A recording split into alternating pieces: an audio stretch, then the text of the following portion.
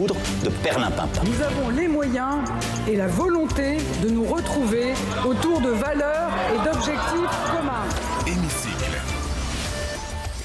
Bonjour Laurence Saillet. Bonjour Steve. Ravi de vous retrouver comme tous les jeudis après-midi sur Radio J dans le Grand Journal.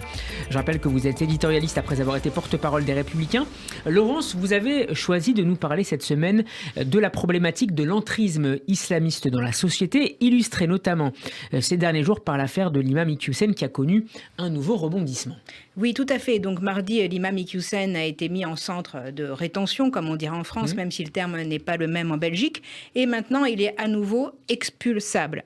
Donc sorti de l'imbroglio complexe et des problèmes administratifs que nous connaissons depuis plusieurs semaines sur cette affaire, je voudrais rappeler que ceci démontre d'une part la fermeté de l'État français sur ce sujet et la coopération européenne, notamment entre la France et la Belgique, parce que nous sommes face à une Europe qui est inquiète de l'entrisme islamiste qui opère à tous les étages. Et justement, cet entrisme, Laurence, vous l'observez dans quel secteur de la société ? Alors, on l'observe dans tous les secteurs de la société, que ce soit les milieux économiques, que ce soit les milieux politiques. Vous savez, ces prédicateurs masqués qui pratiquent la taqiyya, c'est-à-dire l'art de dissimuler qui ils sont, arrivent à infuser dans ces réseaux qui sont proches du pouvoir. Est-ce que vous direz que la France insoumise est le parti politique qui est aujourd'hui le plus ouvert à ce discours et à cet agenda islamiste ? Tout à fait. Il y a une très grande perméabilité au sein de la France insoumise pour ces idées islamistes. On l'a vu, leur participation notamment à la manifestation organisée contre ce qu'ils appellent l'islamophobie. La fameuse marche contre l'islamophobie auquel pourrait reparticiper à l'avenir Jean-Luc Mélenchon. Bien sûr, mais Jean-Luc Mélenchon, justement, a une partie de son électorat qui est en attente de cette perméabilité avec l'islamisme. D'ailleurs, si nous revenons justement à l'imam Iqiyoussen, oui. Qui a été son meilleur avocat ? C'est David Guiraud, un député bien connu de la France insoumise, qui l'a défendu au même titre qu'il défend par exemple le Burkini. Alors Laurence, ça y est, le Parisien faisait sa une il y a quelques semaines, consacrée sa une à ce phénomène d'entrisme à l'école. Précisément, le quotidien publiait une note du comité interministériel de prévention de la délinquance et de la radicalisation sur le prosélytisme islamiste dans les écoles de la République. C'est ici, selon vous, parmi nos enfants, que le phénomène est le plus inquiétant aujourd'hui ? Oui, bien sûr, on parle beaucoup aujourd'hui de l'abaya. C'est cette fameuse tenue qui est loin d'être un vêtement inoffensif, qui est vraiment un tract politique.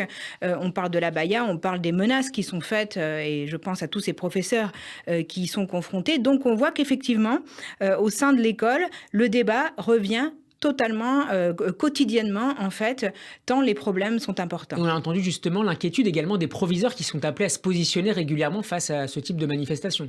Tout à fait, c'est pour ça qu'il faut être d'une très grande fermeté, parce que les choses durent et perdurent, et on a vraiment le sentiment quelque part qu'il y a un enlisement. Je retrouvais un extrait d'Elisabeth Badinter en 2009, face à des élèves, voici ce qu'elle disait.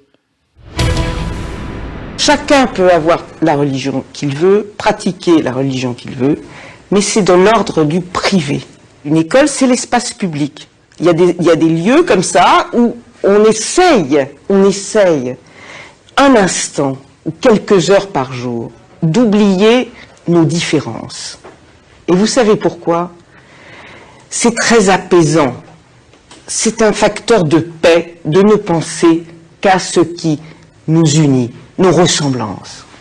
Parce que on peut dire, elle est française et moi je suis arabe, on est des êtres humains pareils, avec quelques différences mineures. Mais l'essentiel, on l'a tous en commun. Laurence, c'est votre commentaire sur cette archive 2009. On voit bien que l'islam politique a pris l'école depuis longtemps pour cible, alors que l'école devrait être un véritable sanctuaire. Loin de moi l'idée de vous dire aujourd'hui que rien n'est fait, évidemment. Beaucoup se battent contre ces problèmes. On repense à ce qui s'est passé avec Samuel Paty, évidemment, que ceci a relancé ce combat. Mais il faut aller plus loin, me semble-t-il. Et je vais parler d'un sujet qui est difficile à évoquer, mais lorsque l'on pense qu'il y a des milliers de radicalisés fichés aujourd'hui au FSPRT, le fichier qui recense justement ces personnes qui sont considérées comme parfois le haut du spectre et très dangereuses, comment éduquent-ils leurs enfants? En fait, ces enfants qui sont élevés au sein des familles radicalisées deviennent en fait des porte-parole de ces idées et de cet entrisme au sein de l'école.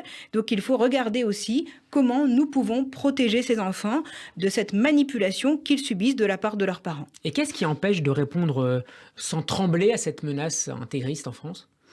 Je pense qu'il y a une forme de fausse culpabilité qui est entretenue par une gauche bien pensante qui nous a empêchés et qui nous empêche encore parfois d'agir avec plus de fermeté. On va réécouter, si vous le permettez, un autre extrait d'Elisabeth Badinter, justement sur cette culpabilité. Ce n'est pas exactement le même, mais quand même. 20 ans après, si on avait dit 20 ans avant à 3 petites jeunes filles manipulées par les intégristes, eh bien ça, on l'acceptera jamais. J'ai la faiblesse de croire que ça serait arrêté, monsieur.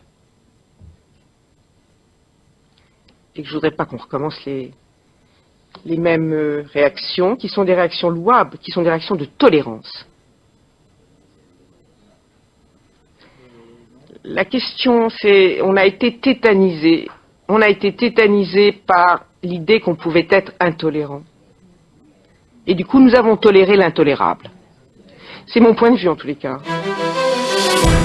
Tétanisé par l'idée que l'on pouvait être intolérant et du coup on a toléré l'intolérable. Elisabeth Badinter qui faisait référence au fameux incident de Creil en 89.